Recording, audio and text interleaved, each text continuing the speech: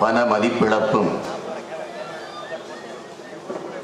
மக்களின் பரிதவிப்பும் என்று உணர்வு எழுச்சியோடு இங்கே நடந்து கொண்டிருக்கிற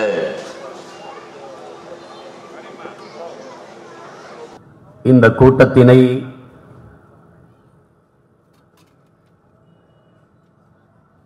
ஒருங்கிணைத்து நடத்தி கொண்டிருக்கிற ஆயிரம் விளக்கு சட்டமன்ற தொகுதி ஒருங்கிணைப்பாளர்கள்,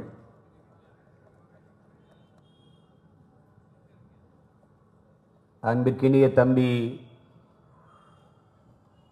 மீசா தமிழன்பன் அவர்களே, தம்பி மீசை முருகேசன் அவர்களே, அன்பிற்கினிய தம்பி கோபிநாத் அவர்களே, இரா மகாலட்சுமி அவர்களே, சான்சிராணி அவர்களே, பார்வதி அவர்களே, ஸ்ரீதேவி அவர்களே, ஜனனி அவர்களே, கேத்தரின் அவர்களே,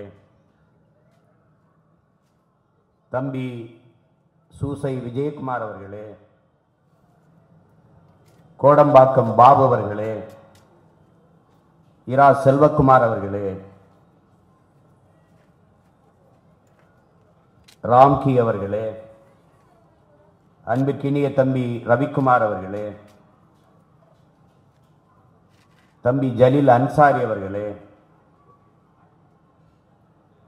தம்பி கிறிஸ்டி ஜான்சன் அவர்களே, முத்துராஜன் அவர்களே,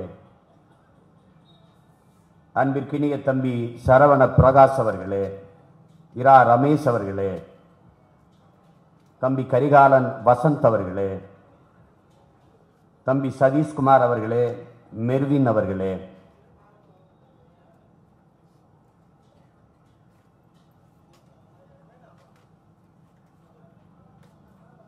இந்த நிகழ்விலே பங்கேற்று கருத்துரை வழங்கி அமர்ந்திருக்கிற ஆட்சி மொழி பாசறையினுடைய செயலாளர் எங்கள் பாசத்திற்குரிய புலவரம்மான் மரத்தமிழ் வேந்தன் அவர்களே, இளைஞர் பாசறையினுடைய எழுச்சி மிகுந்த தளபதி என் ஆருயிர் இளவல் வழக்குரைஞர் அறிவி செல்வன் அவர்களே, என் அன்பு மைத்துனர் அன்வர் பேக் அவர்களே, தம்பி காஞ்சி மண்டல தளபதி காஞ்சி ராஜன் அவர்களே, தென் சென்னை மாவட்ட செயலாளர் தம்பி புகழேந்தி மாறன் அவர்களே, கலை இலக்கிய பண்பாட்டு பாசறையினுடைய செயலாளர் என் அன்பிற்கினிய தம்பி ஐந்து கோவிலான் அவர்களே, என் அன்பிற்கினிய தம்பி மகிமை ராஜன் அவர்களே, தம்பி கோகுல் அவர்களே, வாகை வேந்தன் அவர்களே, தம்பி சேப்பாக்கம் சிவகுமார் அவர்களே, மயிலை கடல்மாறன் அவர்களே, மயிலை ஸ்டாலின் அவர்களே, தம்பி கௌரி சங்கர் அவர்களே, சேவியர் பெனிக்ஸ் அவர்களே, மாதவரம் ரமேஷ் அவர்களே, மாதவரம் ஏழுமலை அவர்களே, திருவிக்கா நகர் கார்த்திகேயன் அவர்களே,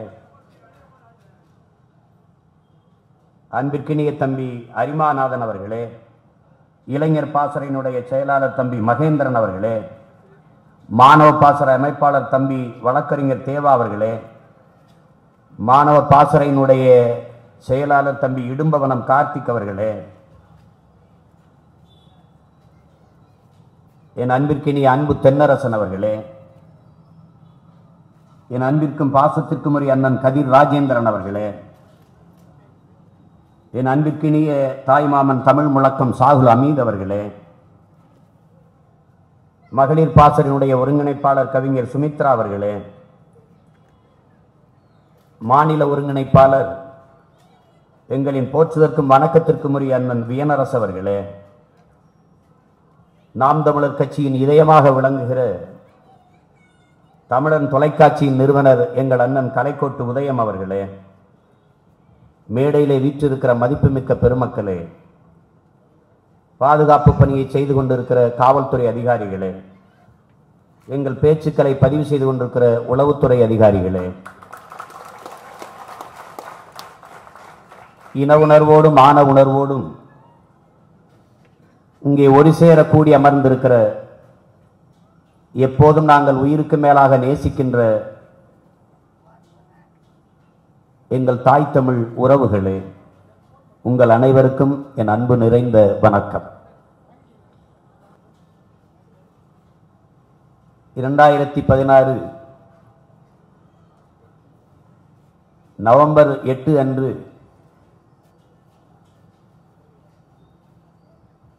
நாட்டினுடைய முதன்மை அமைச்சர் பெருமதிப்பிற்குரிய ஐயா நரேந்திர மோடி அவர்கள்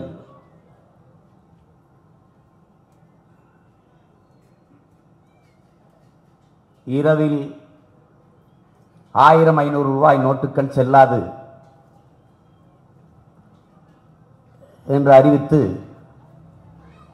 இந்த நாட்டில் மாபெரும் புரட்சி வந்துவிட்டது போல ஒரு தோற்றத்தை ஏற்படுத்தினார்கள்.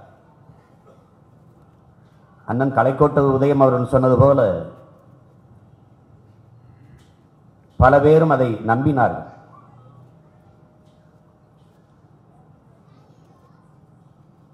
நான் என் தம்பிமார்களிடத்திலே, என் நண்பர்களிடத்திலே எடுத்து சொன்னேன், மீண்டும் ஒரு அவசர நிலை பிரகடனம் செய்யப்பட்டிருக்கிறது என்று சொன்னேன்.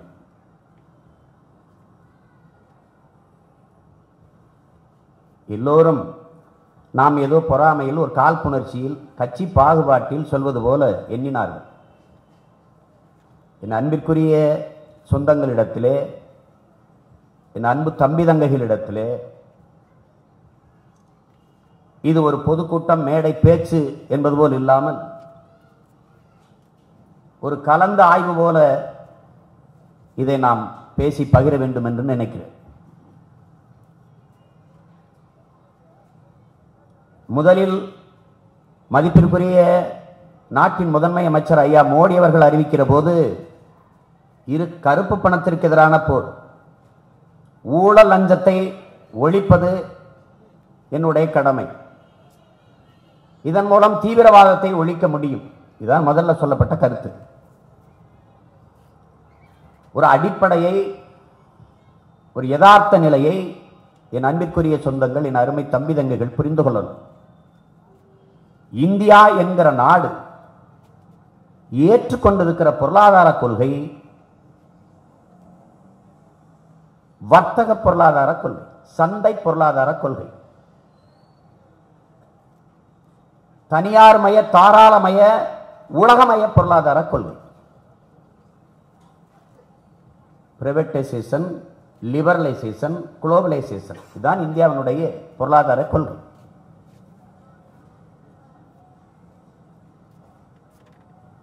சந்தை பொருளாதாரத்தை ஏற்றுக்கொண்டிருக்கிற ஒரு நாடு ஒருபோதும் வாழாது, வளராது. இது சத்தியம். இதை நம்புறது நம்பாத உங்க விருப்பம். இப்ப நீங்க இதை நம்பலைன்னா ஒரு 10 ஆண்டு கழிச்சு கூட நான் சொன்னது சரின்னு கூட படலாம்.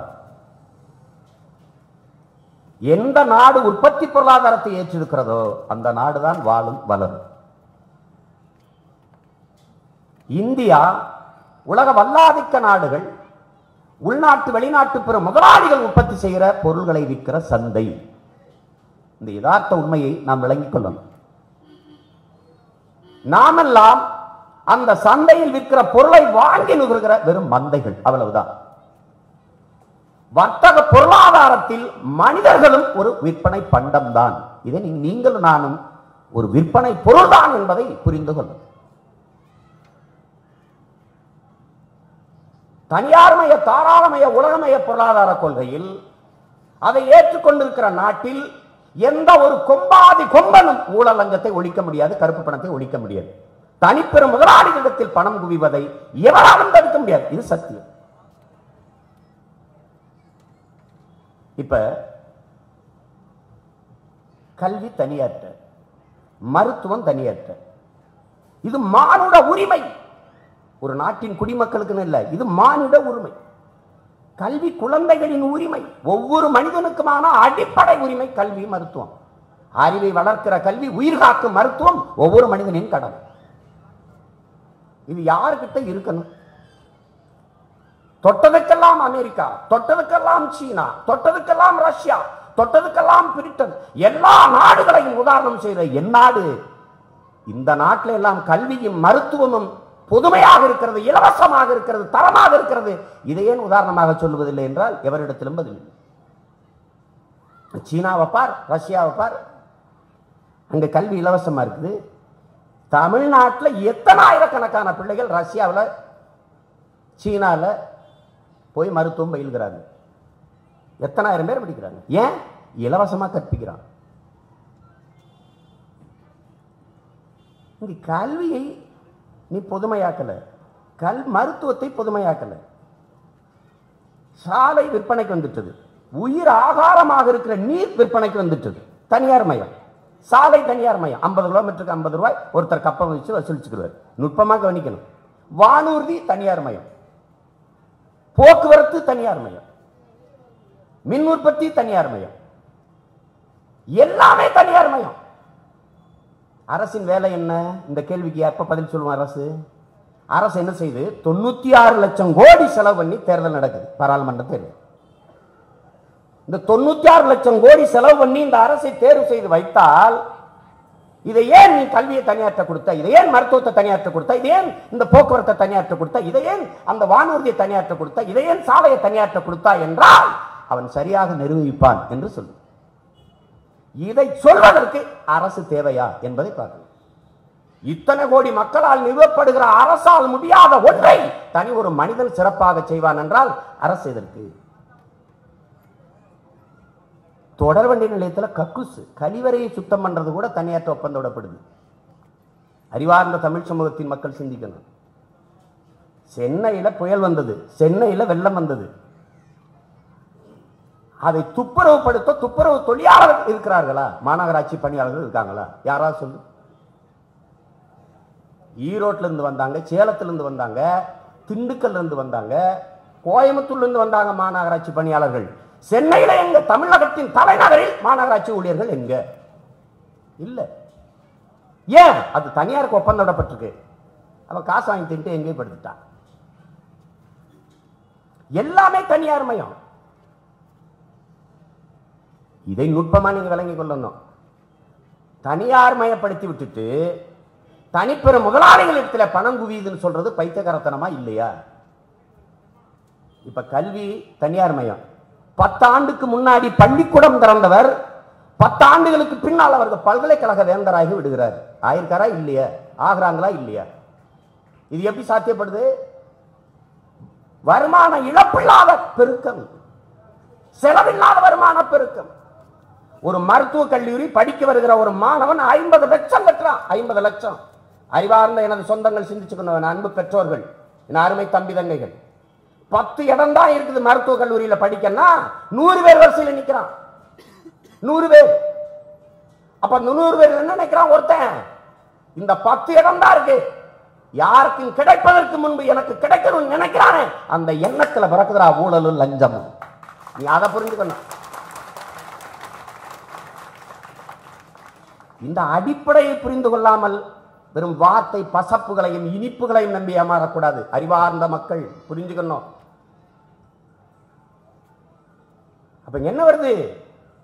யாருக்கும் கிடைக்காதது எனக்கு கிடைக்க வேண்டும் என்கிற இந்த எண்ணத்தில் தான் இந்த ஊழல் லஞ்சம் பிறக்குது, கருவாகுது. கோயிலுக்கு வழிபட போறோம், 1000 பேர் வரிசையில் நிற்கிறான். சீக்கிரம் சாமி முட்டு போகணும்னு நினைக்கிறான். மற்றவனை பத்தி கவலைப்படல. எவன் கும்பிடுறான் கும்பிடல, நான் கும்பிட்டு உடனே போகணும். தட்டுல 500 ரூபாய்க்கு பதிலாக 1000 விழுகுது, லஞ்சம். இதுதான் இங்க இருக்கிற யதார்த்த நிலையை புரிஞ்சுக்கணும். ஒரு எல்கேஜியில பிள்ளைய முதல் வகுப்புல சேர்க்கறது வயிற்றுல கரு உண்டானவன வரிசையில் நிற்கிறான் கணவன். 1 லட்சம் கட்டுறான். அந்த சீட்டுக்கு மோதி கிடக்குறான்.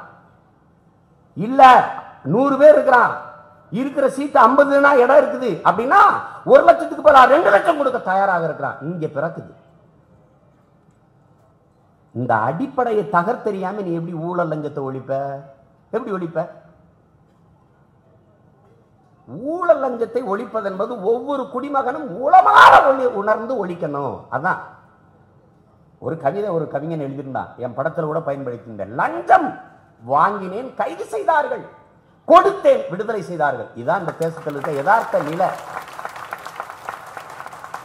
68 கோடி ஊழல் வழக்கா, சிறையா, 168 கோடி கொடுத்தால் விடுதலை. இதான் இந்த தேசத்தில் இருக்கிறது. இது தெரியாம சும்மா ஊழலை ஒழிக்கிறேன், லஞ்சத்தை ஒழிக்கிறேன், அது வார்த்தையில் இனிப்பு, வாழ்க்கையில் கசப்பு.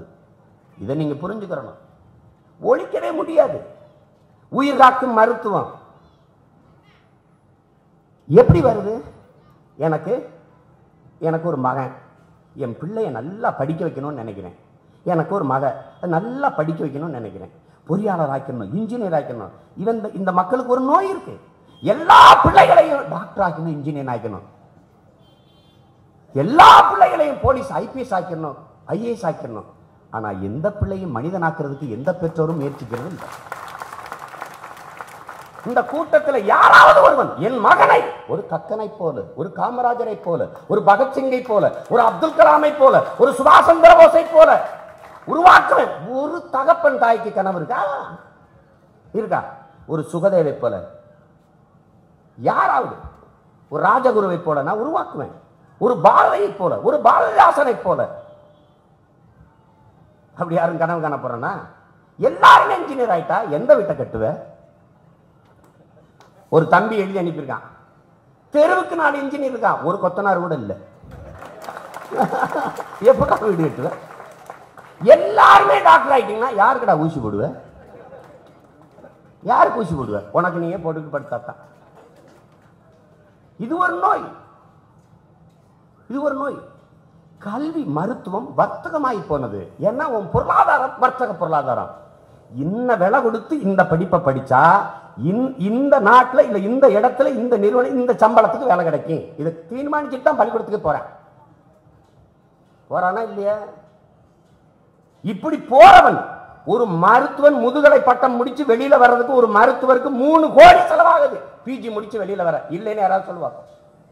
அப்படி செலவழிச்சு வெளியில வரவர் சேவை செய்வாரா? அறிவார்ந்த தமிழ் சமூகத்தின் மக்கள் பார்த்துக்கணும். எல்லாமே தனியார் மயம். உங்களுக்கு ஒரு அடிப்படை உண்மையை நீங்க புரிஞ்சுக்கணும். கேரளாவில் விழிஞத்தில் துறைமுகம் கட்டப்படுது. கற்றவர் யார்? அதானி. யாருடைய பணம்? அரசு கொடுக்குது. எவ்வளவு ஒப்பந்தம்? 8000 கோடி தனியாருக்கு கொடுக்கப்படுகிறது. ஏன் அரசு கட்டல? உனக்கு என்ன வேலை? அது யாருக்கும் பதில் சொல்ல மாட்டான்.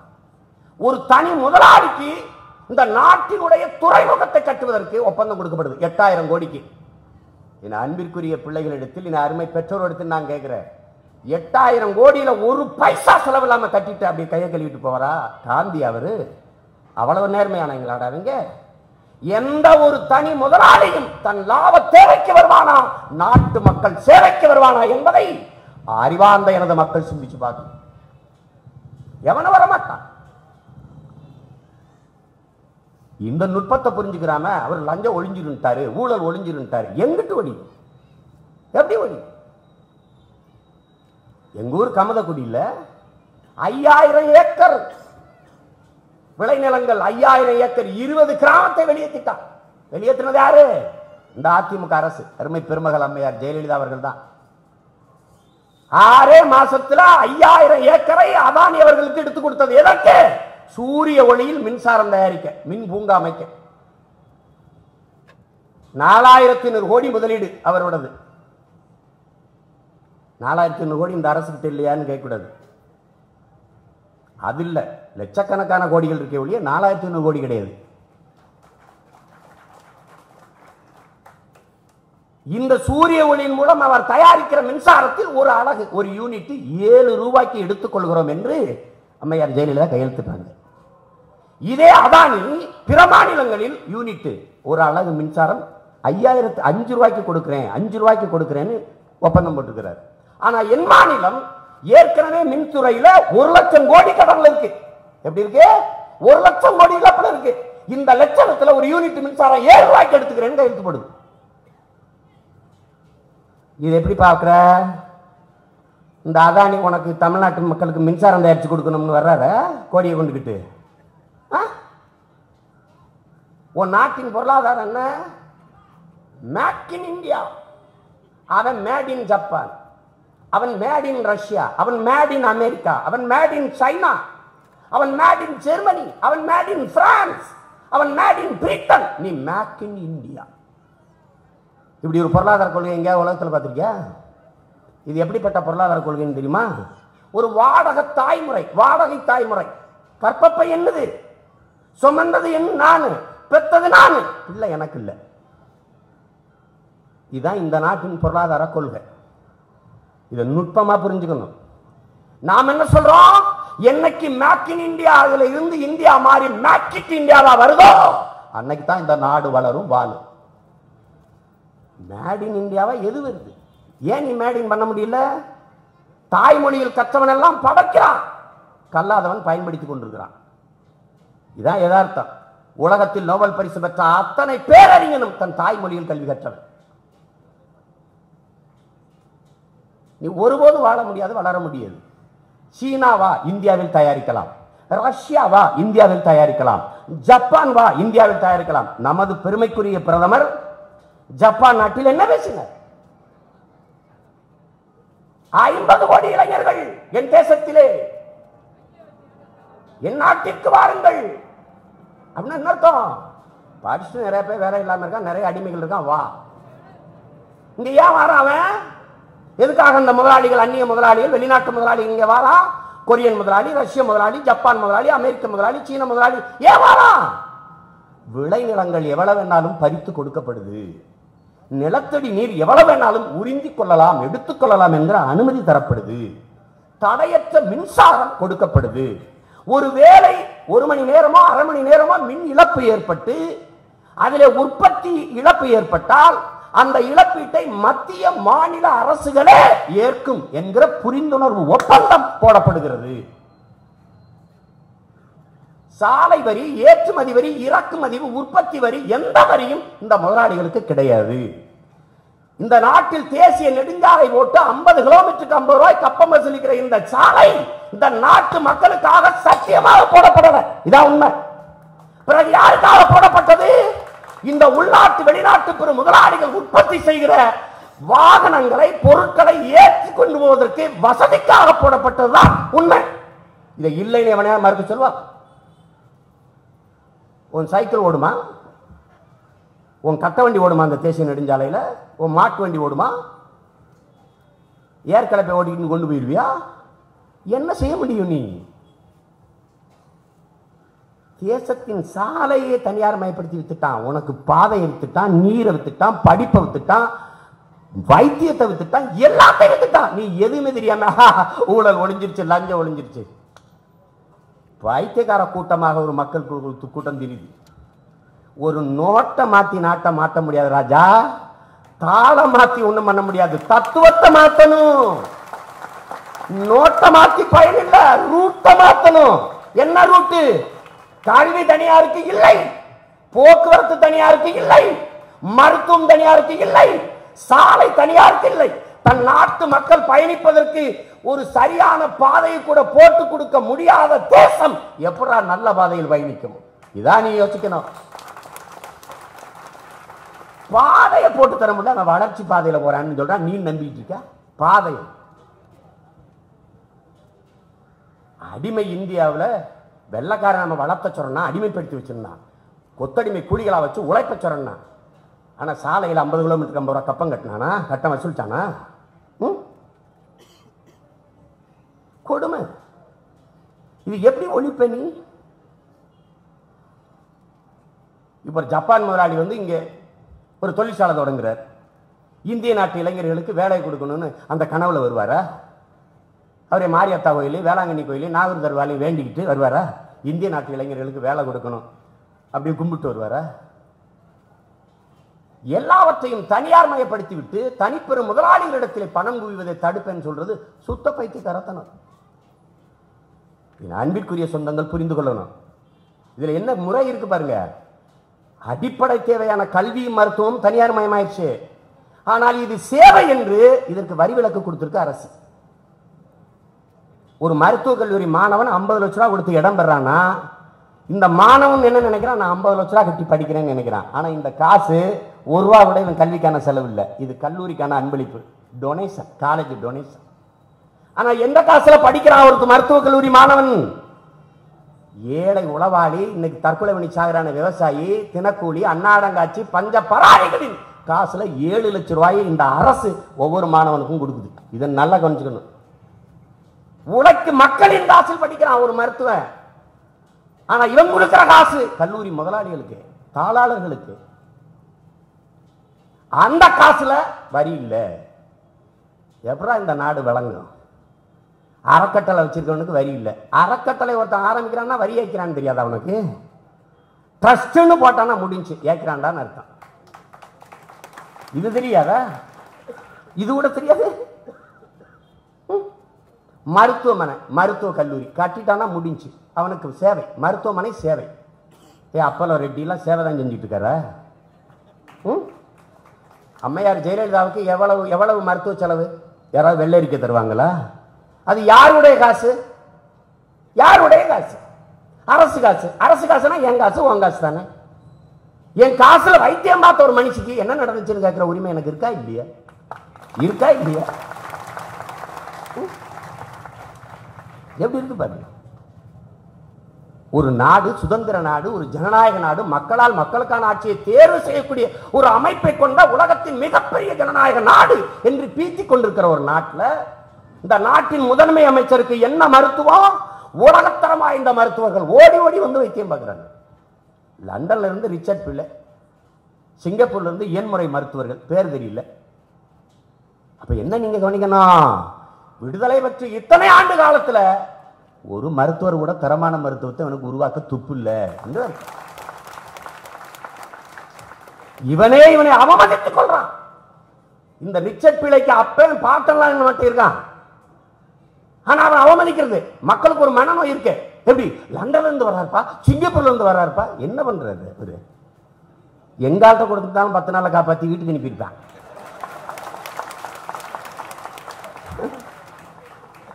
எப்படி இருக்கு பாருங்க. அப்ப நம்ம என்ன கேள்வி எழுப்புறோம்? இந்த நாட்டின் முதன்மை அமைச்சருக்கு என்ன மருத்துவம் கிடைக்கிறதோ அந்த மருத்துவம் கடைகோடி மனிதனுக்கும் என்றைக்கு கிடைக்குதோ அதான்டா சரியான ஜனநாயகம், அதான்டா சமத்துவம், அதான்டா சுதந்திரம். அது இல்ல. அது எங்க இருக்கு இந்த நாட்டில்? இந்த முரண்பாடுகளை, இந்த ஏற்றத்தாழ்வுகளை வைத்துக் கொண்டு நீ ஊழல் லஞ்சத்தை ஒழிப்போங்கிறது எவ்வளவு பெரிய பைத்தியக்காரத்தனம். எங்க அண்ணன் வேணரசு சொன்னார், வரும்போது கூட என் தம்பி வண்டியில் சொல்லிட்டு இருந்தாங்க, புதிதப்ப அச்சடிச்சு 2000 நோட்டுல காந்தி படத்தை காணாமேன்ட்டு. அவங்க நோக்கம் காந்தி படத்தை போடுவதல்ல, சர்தார் வல்லபாய் பட்டேல் படத்தை போடணும், அதான் அவங்க நோக்கம். ஆனா ஒரே நாள்ல காந்தி படத்தை எடுத்துட்டா கத்துவான் ரொம்பன்ட்டு கொஞ்சம் கொஞ்சமா நகர்த்துறான். காந்தி படம் ஏன் போடலையா? அச்சு பிழை. அது அச்சு பிழை அல்ல என் அன்பு சொந்தங்களே, அது ஆட்சி பிழை. அதை புரிஞ்சுக்கணும். இப்படி ஒருத்தனை துப்பாக்கி சுட்டுட்டு என்னடா அப்படி கொண்டாரு, குறித வெறிச்சுங்க, என்ன பண்ண முடியும்? குறித வெறிச்சு அண்ணா, நீ விட்டுருவேனே பாம்பா, குறித வெறிச்சாம்பா. அப்படியா ஒரு தேசம்? எவ்வளவு பொறுப்பற்ற நிர்வாகத்தை இந்த நாடு ஏற்றுக்குதுன்னு பாருங்க. ஒரு தேசத்தின் தந்தையாக இருக்கக்கூடிய ஒரு மகாத்மா என்று எல்லா மக்களால் நேசிக்கப்படக்கூடிய ஒருத்தர் படத்தை எடுத்துட்டு அச்சிட்டு பார்க்கும்போது தாளை பார்க்காம அப்படியே அடிச்சு அனுப்பிக்கலாடா. என்ன காந்தி இல்லாத படத்தை அனுப்பிட்டா கள்ள நோட்டு அடிக்கிறதுக்கு வசதியா இருக்குன்னு நினைச்சு அனுப்பிப்பாங்க. நுட்பமாக கவனிக்கணும். நாம என்ன கேள்வி அனுப்புறோம்னா,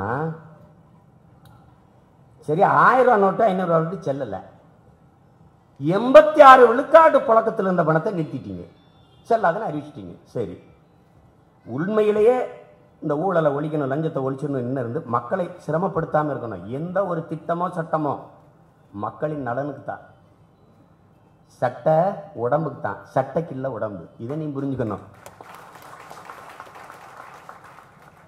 சட்டத்தின் ஆட்சி மக்களின் சங்கம் இருக்கும்னா அது சட்டத்தின் ஆட்சி இல்லை, அது சதிகார ஆட்சின்னு அர்த்தம்.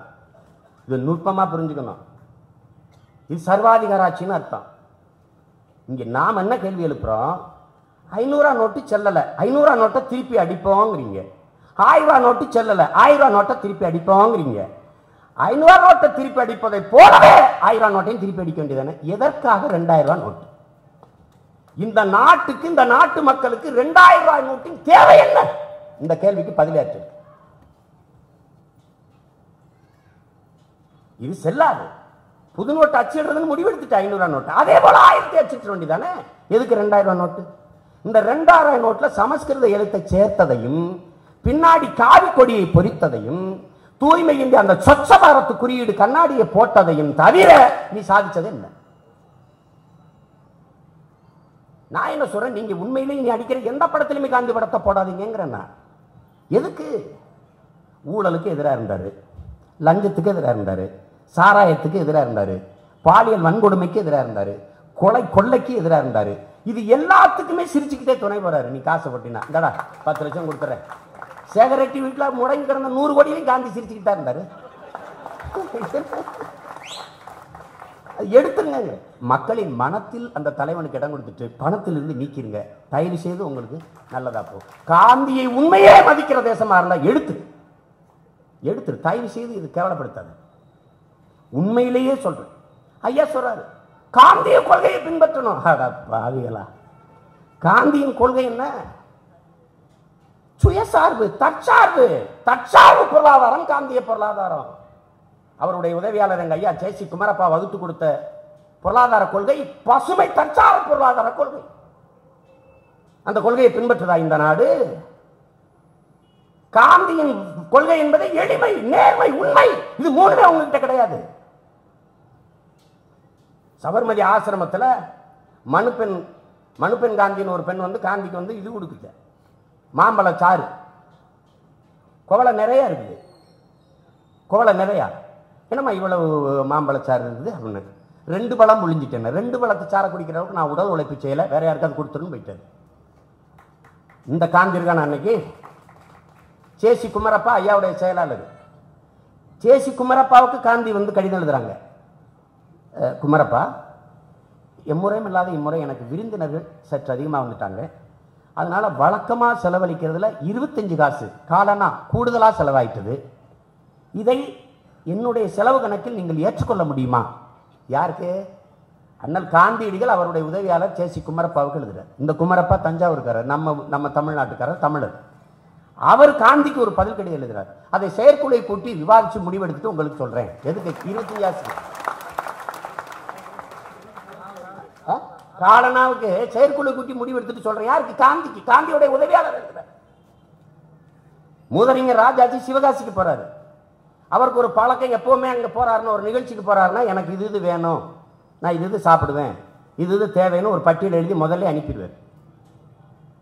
அப்படி எப்பவுமே அனுப்பிடுவார். அன்னைக்கு போய் சேரும்போது அந்த ஒரு விடுதியில் தங்க போற போது அவர் கேட்டதெல்லாம் வந்து ஒரு பொட்டலத்தை தர்றாங்க. இது என்னன்னு கேட்கிறாரு. ஐயா இது கொசு வலை, இது என் லிஸ்ட்ல இல்லையே, நான் எழுதுனதில் இல்லையே அப்படிங்கிறார்.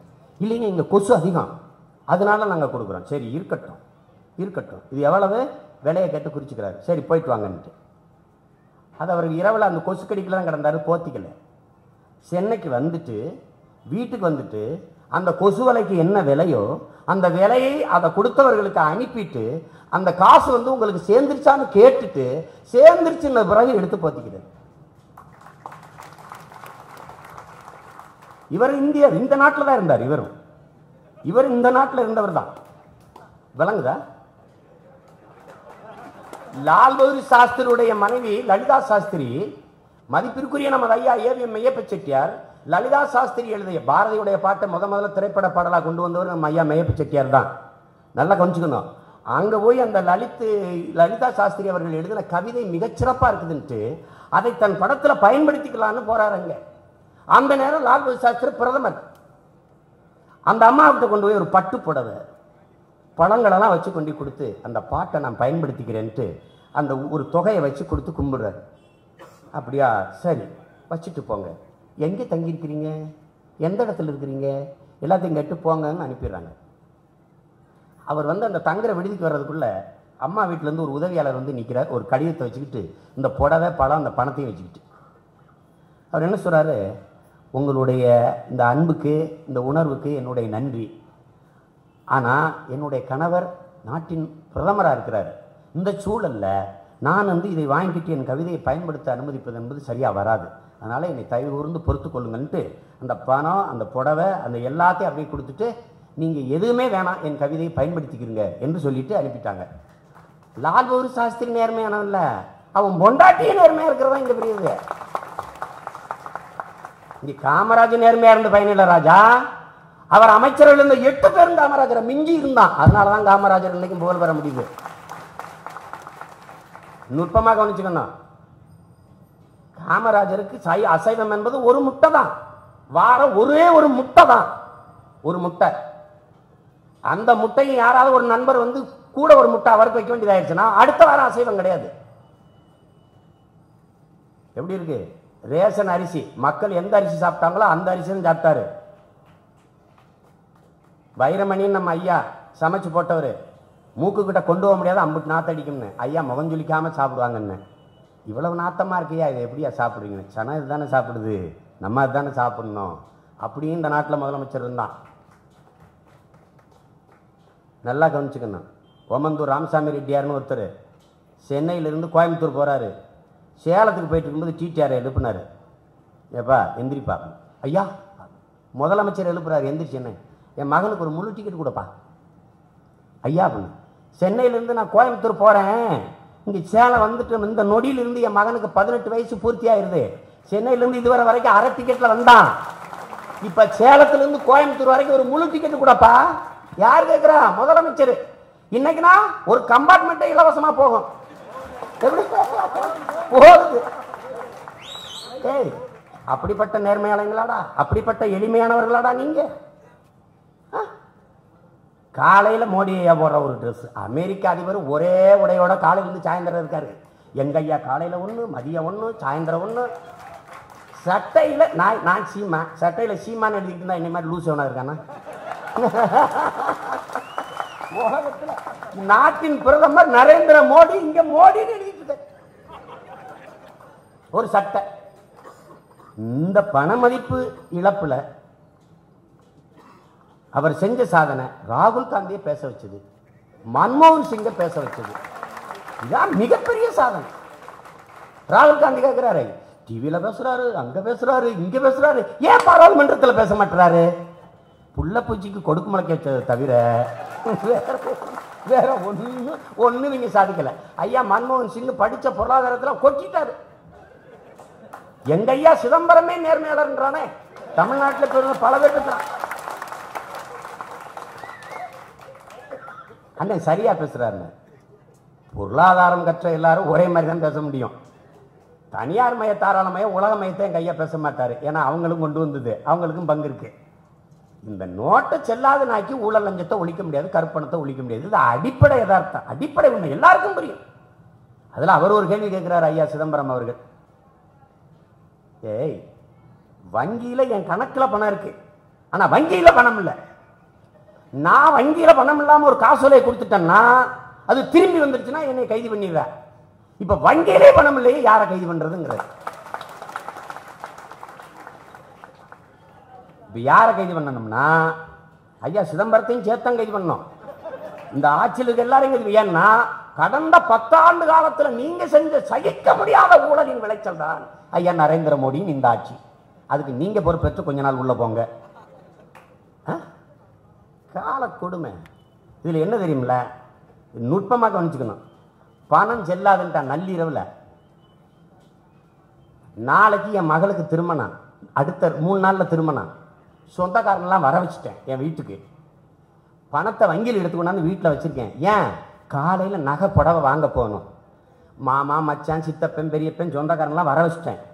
படுத்து கிடக்குறான். காலையில் போய் நகை கடையில் நகை வாங்கிட்டு துணி கடையில் துணிமணிலாம் வாங்கிட்டு வரணும்ன்ட்டு ராத்திரியில் பணம் செல்லலை. என் மகளுக்கு எப்படி திருமணம் நடக்கும்னு நீ யோசிச்சு பார்க்கணும். இப்படி ஒருத்தர் 2 பேர் இல்ல, பல லட்சக்கணக்கான குடும்பங்கள் நெஞ்சடைச்சு கிடக்கு. ஆந்திராவில் மட்டும் 50,000 திருமணம் நின்று போச்சு. 50,000 திருமணம் ஒரு மாநிலத்தில். எங்க அப்பாவை மருத்துவமனையில் சேர்த்திருக்கேன், அறுவை சிகிச்சை. 2 லட்ச ரூபா கட்டணும் பில்லு, 2 லட்ச ரூபா. இந்த 2 லட்ச ரூபாய் கட்டிட்டு நான் கூட்டிட்டு வரணும் வீட்டுக்கு. பணத்தை எடுத்து வச்சுட்டேன், காலையில போய் கட்டி கூட்டிட்டு வரலான்னு. ராத்திரி செல்லல. இப்ப என்ன பண்ணலாம்? பணத்தை கட்டிட்டு கூட்டிட்டு போங்கிறான். 2 லட்சம் ரூபாய் நான் கார்டுல கிளிக்க முடியாது, அது 2000 தான் எடுக்கலாம், 4000 தான் எடுக்கலாங்கிறான். நல்ல அறிவார்ந்த தமிழ் சமூகத்தின் மக்கள் சிந்திச்சுக்கணும். இப்ப எப்படி எங்க அப்பாவை கூட்டிட்டு வருவேன்? இந்த பணத்தை புரட்டுறது வரைக்கும் அவர் அந்த மருத்துவமனையில் தான் இருக்கணும். ஒவ்வொரு நாளும் அந்த கட்டணம் ஏறிக்கொண்டே இருக்கு. நான் திருப்பி பணத்தை புரட்டிட்டு போகும்போது அவன் கூட 1 லட்சம் சொல்றான், இதையும் சேர்த்து கட்டி கூட்டிட்டு போன்ட்டு. இப்ப எங்க அப்பாவை கூட்டிட்டு வர்றது இல்ல, பணமா தூக்கிட்டு வந்து புதைக்கத்தான் முடியும். எப்படிப்பட்ட பரிதவிப்பில் இந்த நாட்டு மக்களை நிறுத்திருக்காருன்னு மட்டும் யோசிச்சு பாரு. இந்த பாரு, நான் ஒரு 7 அப்பத்தா, எங்க அப்பத்தா ஒண்ணு இருக்கு, அதுக்கு என்ன வேலை தெரியுமா? 500 ரூபாய் எங்க அண்ணன் கடை கொட்டுவதேன்னு சொல்ற மாதிரி கந்து வெட்டிக்கு வாங்கும். அந்த 500 ரூபாயில அந்த 50 ரூபாய் எடுத்துக்கிடுவான், 450 ரூபாய் கொடுப்பான். 450 ரூபாய் கொண்டு வந்து கோயம்பேடு சந்தையில காய்கறி வாங்குவேன். அந்த 450 ரூபாய் காய்கறியை கொண்டு போய் கத்தரிக்காய், வெண்டைக்காய், அந்த புடலங்காய், பீக்கங்காய், கீரை, இந்த தக்காளி, இதுகளை சாணி இந்த சாக்கு பைய துணியை அப்படி கீழே விரிச்சு பாயை விரிச்சு அதுல கூறு கட்டி வச்சு உட்கார்ந்து விற்பேன். எனக்கு சாயந்தரம் வரைக்கும் வித்தேன்னா எனக்கு 550 ரூபாய் கிடைக்கும். இந்த 450 கட்டிட்டு இந்த 100 ரூபாய் கையில் எடுத்துட்டு போயிட்டு அதை வச்சு தான் சாப்பிடுவேன். அடுத்த நாள் வருவேன், இதே மாதிரி 450 வட்டிக்கு வாங்குவேன். இந்த 100 ரூபாய் வச்சு இந்த இதுல வருமானத்தை வச்சு வாழ்கிற நான் எங்க Paytm, ATM, debit card, credit card வச்சு எங்கடா போவேன்? எல்லாரும் வங்கிக்குவா, எல்லாரும் வங்கிக்குவா. மேல போட்டுக்கிற அங்கியும் கீழே கட்டிக்கிற லுங்கியும் இல்லாத நாங்க பரதேசி பயமக்க எங்கடா வருது உங்க வங்கிக்கு? என்னடா ஒரு பைத்தியக்காரத்தனமா இருக்க. அவரே சொல்றாரு, ஐயாவே சொல்றாரு. என்ன சொல்றாரு? என்ன சொல்றாரு? घर में साथ में फ्रीडम है, सबसे बड़ा बड़ा है, स्वच्छ भारत में है.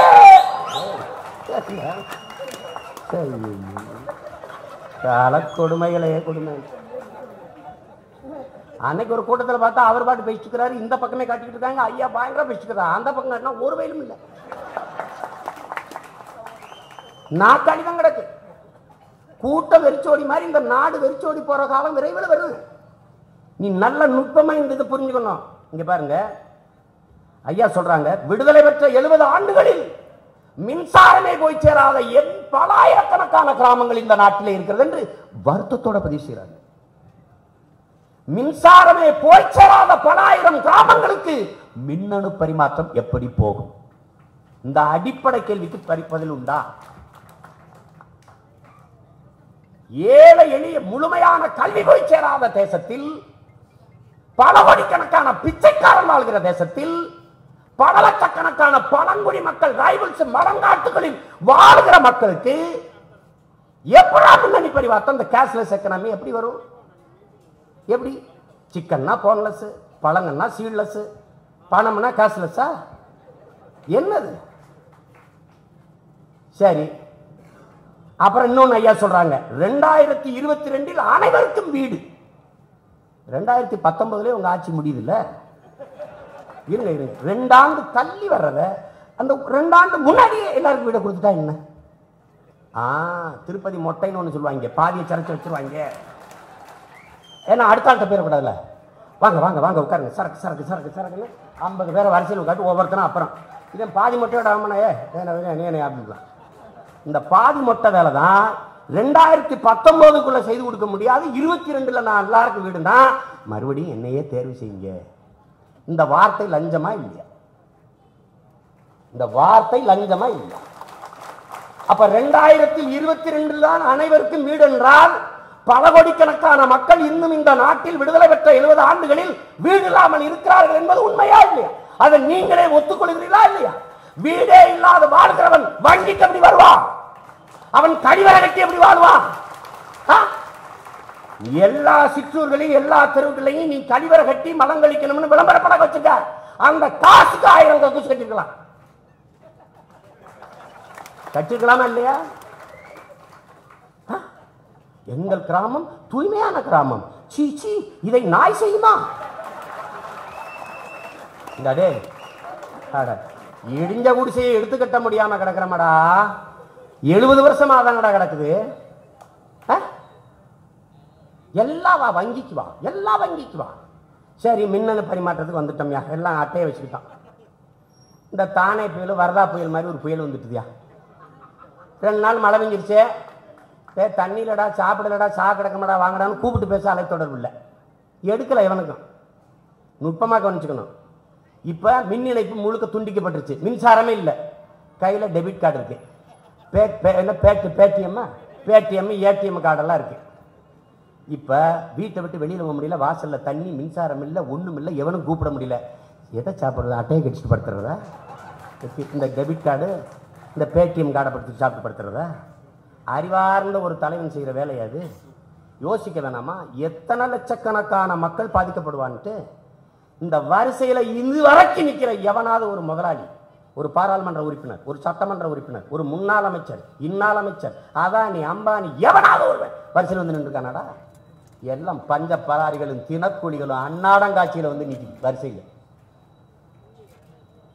கால கொடுமை. நான் சொல்லுவேன், என் மக்கள் சிந்துற கண்ணீர்ல நீங்க மூழ்கி செத்து போயிருவீங்க. நீ எழுதி வச்சுக்கணும். இதுல வேற ஐயா 50 நாள் கழிச்சு பாருங்க என்ன தீயில தூக்கி போடுங்கன்னு. அதுல தீயில தூக்கி போடுறதெல்லாம் உங்க பழக்கம். கர்ப்பிணி பெண்களின் வயிற்றை கீறி பச்சிலன் சிசுக்களை தூக்கி எரியிற நெருப்புல தூக்கி வீசுவது உங்க வழக்கம். எங்க வழக்கம் அது இல்லை, நீங்களே கொளுத்திக்கிட்டு குடிச்சிருங்க. நாங்க அதை செய்யறது. அந்த அந்த கொடுஞ்செயலை செய்யற கூட்டம் நாங்க இல்லை. சும்மா ஏதாவது பேச்சிருது. எதெடுத்தாலும் வளர்ச்சி, எதெடுத்தாலுமே. எதை வளர்ச்சிங்கிறான்? வானை முட்டுகிற உயரத்தில் இருக்க கண்ணாடிகளையும் அந்த கட்டடங்களையும் பளபளக்கும் கண்ணாடி கதவுகளையும் ஜன்னல்களையும் இவன் வளர்ச்சிங்கிறான்.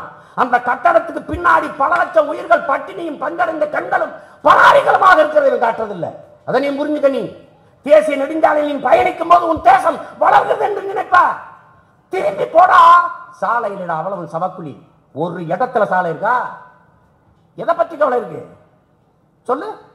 இந்த நாட்டை ஒரே நாள்ல மாத்திட்டேன்னு சொல்ற புரட்சியாளர் ஐயா மோடி, ஒரே நாள்ல நோட்டை செல்லாதுன்னு சொல்ல முடிகிற வலிமை பெறுகிற நீங்கள் ஒரே நாள்ல மதுக்கடையே இருக்காது என்று சொல்ல முடியாதா? மூட முடியாதா? ஒரே நாள்ல கல்வி மருத்துவம் தனியாருக்கு இல்லை, அனைத்தும் அரசுரிமையாக்கப்படுகிறது என்று அறிவிக்க முடியாதா? சொல்லுங்க. கல்வி மருத்துவம் தனியாருக்கு இல்லை, அரசுடைமை. ஏழை கொன்று பணக்காரனு கொன்று, உயர்ந்த சாதி தாழ்ந்த சாதி எவனுக்கும் பாகுபாடு இல்லாம சரியான சமமான தரமான கல்வி தரமான மருத்துவம் இலவசம். பாதி ஊழல் ஒழிஞ்சிடும். நீ எங்க பிறக்குது? என் பிள்ளைய நல்லா படிக்க வைக்கணும். மருத்துவ கல்லூரிக்கு போனா அவன் 50 லட்சம் கேட்பான், பொறியியல் கல்லூரிக்கு போனா 30 லட்சம் கேட்பான். பணம் தேவை உருவாகுது, பதுங்குது, ஒதுங்குது. எங்க பிறக்குதுன்னு பாருங்க. என் அப்பா அம்மாவுக்கு முடியல, நல்ல வைத்தியம் கொடுக்கணும். அப்போ எங்கேயாவது அப்பளம் எம்ஜி ராமச்சந்திரா இப்படி பெரிய மருத்துவமனையில் சேர்த்தாத்தான். அதானே அரசு மருத்துவமனைக்கு போனால் அடுத்த நாள் பாடை கட்டி தூக்கி போயிடுவான். தற்கொலை செய்வதற்காக ஒருவன் விஷம் குடித்தான், பிழைத்துக் கொண்டான். மருந்தில் கலப்படம். மருத்துவமனையில் சேர்த்தார்கள், செத்தே போனான். மாத்திரையில் கலப்படம். அரசை நடத்துகிற அம்மையார் ஜெயலலிதா பல தடவை சொன்னாங்க, உலக தரத்திற்கு அரசு மருத்துவத்தை கொண்டு வந்து விட்டேன்னு. அவரே அரசு மருத்துவமனையில் படுக்கல, அப்பளாலதான் இருப்பாங்க. அப்படின்னா என்ன அர்த்தம்? அது தரமா இல்லை. 75 நாள் இல்லாம இடையிலே போயிருப்பான். இதை புரிஞ்சுக்கணும். எங்க பிறக்குது ஊழல் லஞ்சம்ட்டு? தரமான மருத்துவத்தை கொடுக்கணும் போது பணம் தேங்குது, ஒதுங்குது, பதுங்குது. என் பிள்ளைய கட்டி இப்ப பெத்துட்டேன், பொம்பளை பிள்ளைய, அது நல்ல மாப்பிள்ளை பார்த்து கட்டி கொடுக்கணும்னு நினைக்கிறேன். அது எல்லா பெற்றோருக்குமான யதார்த்த மனநிலை. அப்ப வரப்போற மாப்பிள்ளை காரு கேட்பானோ, பங்களா கேட்பானோ, 200 பவன் கேட்பானோ, 300 பவன் கேட்பானோ, அதுக்கு சேமிக்கணுமேனு பெற்றோர்கள் சேமிக்கிறான். அங்க தேங்குது பணம், பதுக்குறான், ஒதுக்குறான். இது 3 வரதட்சணை கிடையாது. 200 பவன் போடுறியா, 4 மடங்கு வரி. அப்படி போட்டா அவன் வரதட்சணை வாங்க மாட்டான். வரதட்சணை வாங்குவதும் கொடுப்போம்னு சட்டம்னு வார்த்தையில் இருக்குது ஒழிய எவனாவது கை செய்யப்பட்டிருக்கானா? இல்லை. அறிவார்ந்த தமிழ் மக்கள் சிந்திக்கணும். தஞ்சாவூர்ல அரவக்குறிச்சியில் இடைத்தேர்தல், மறுபடியும் மீண்டும் தேர்தல் ஆணையம் சொன்ன காரணம் என்ன? அளவுக்கு அதிகமாக காசு கொடுத்து விட்டார்கள். அப்படின்னா என்ன அர்த்தம்? ஓரளவு கொடுத்தா ஒத்துக்கிறோம், நீங்க ரொம்ப கொடுத்துட்டீங்க. அளவுக்கு அதிகமாக தஞ்சாவூரில் அரவக்குறிச்சியில் காசு கொடுத்தார்கள் என்று உங்களுக்கு எப்படி தெரியும்? உங்களுக்கு எப்படி தெரியும்? பார்த்தீங்களா? பார்த்தீர்கள் என்றால் கொடுத்தவன்லயே வாங்கினவன்லயே எத்தனை பேரை கை செஞ்சீங்க? பார்க்கவில்லை என்றால் இதை எப்படி சொல்றீங்க? இந்த கேள்விக்கு யார் பதில் சொல்வார்? நீ என்ன செய்யற? பறக்கும் படைன்னு ஒன்றை போட்டு மக்கள் நடமாடுற சாலையில் நிறுத்திக்கிட்டு இந்த வியாபாரி 15 நாளைக்கு வாங்குற பொருளை வாங்குறதுக்கு கொண்டு வர பணத்தை எடுத்துக்கிறார். உழவன் விவசாயி மிளகா மூட்டை நெல் மூட்டை கொண்டு வித்துட்டு அவன் வீட்டுக்கு கொண்டு வர காசை எடுத்துக்கிறான். தாய் தந்தையர மருத்துவமனையில் சேர்த்துட்டு அந்த மருத்துவ செலவுக்கு பணத்தை எடுத்துட்டு போறவங்க காசை எடுத்துக்கிறார். ஆனா யாரையாவது ஒரு நாள் நீங்க யோசிச்சு பாருங்க, 500 கோடி அங்க அடைஞ்சு 550 கோடிங்கிறாங்க ஒரு கண்டெய்னர்ல. இவன் பணம்னே கிடையாது. நான் கூட கேட்டேன், அனாத பணம் தான் கேள்விப்பட்டிருக்கேன், அனாத பணத்தை இப்பதான்டா கேள்விப்பட்டிருக்கேன். எவன் பணம்னே தெரியல. அது யாரு பணம்? அது தேர்தல் ஆணையம் போட்டு இந்த பறக்கும் படை பிடிச்சதா? இல்லை. அப்ப இதுல இருந்து என்ன தெரியுது? அடிப்படை தேர்தல் அமைப்பு முறையிலிருந்தே மாற்றத்தை கொண்டு வரணும். நீங்க வாக்குக்கு பணம் கொடுக்கிறது இருந்தே ஊழல் லஞ்சம் பிறந்தது. நீங்க 100 கோடி ஒரு தொகுதிக்கு செலவு பண்ணி ஓட்டுக்கு 1000 2000 கொடுத்து வாக்கை பெற்று வருகிற எவனும் சேவை செய்ய வருவானா? லாப தேவைக்கு வருவானா? 100 கோடி முதலீடு செய்தால் இந்த 1000 கோடி 5000 கோடியாக பெருக்கிக் கொள்ள முடியும் என்கிற நம்பிக்கையில்லா முதலீடு செய்யறானே ஒழிய மக்களுக்கு சேவை செய்யணுங்கிற நல்லெண்ணத்தில் இல்ல. இங்கதான் பிறக்குது ஊழல் லஞ்சம். இந்த அடிப்படையை புரிந்து கொள்ளாமல் ஊழல் லஞ்சம் ஒளிஞ்சிரும், ஊழல் லஞ்சம் ஒளிஞ்சிரும்னா வார்த்தையில தான் ஒழியும். ஏன் ரொம்ப வேணாம், ஐயா மோடி அவர்கள்ட்ட சகாரா நிறுவனம் நாங்க அவர் முதலமைச்சரா இருக்கும்போது இத்தனை கோடி 58 கோடிக்கு மேல லஞ்சம் கொடுத்தோம்னு சொல்லுதா இல்லையா? ஒரு மறுப்பு. அதை ஏற்கிறாரா எதிர்க்கிறாரா? இல்ல. அந்த நிறுவனம் போய் சொல்லுகிறது. ஒண்ணுமே பேசல. அப்படின்னா